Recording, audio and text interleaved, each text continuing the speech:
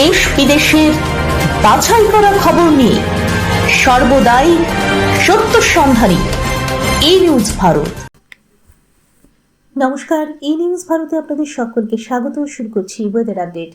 দক্ষিণবঙ্গের জেলাগুলিতে নামতে শুরু করেছে তাপমাত্রার পারদ। আলিপুর আবহাওয়া দপ্তর বলছে, রাজ্যের শীতের আমেজ আরও জোরদার হতে চলেছে। আগামী 2-1 দিনের মধ্যেই তাপমাত্রা আরও কমে যাবে। হাওয়া অফিস বলছে, সপ্তাহান্তে অনেকটাই নেমে যাবে পারদ। জাতীয় শীত পড়বে রাজ্যের জেলাগুলিতে। আলিপুর আবহাওয়া দপ্তর সূত্রে খবর, শনিবারের মধ্যে পারদ 2 থেকে 4 ডিগ্রি পর্যন্ত কমতে পারে।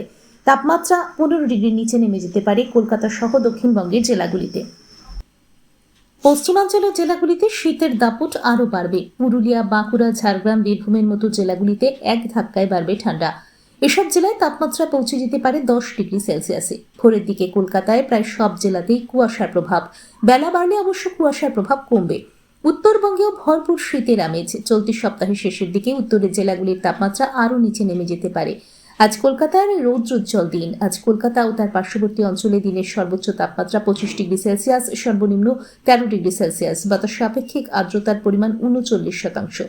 ব্যুরো রিপোর্ট, ই নিউজ ভারত।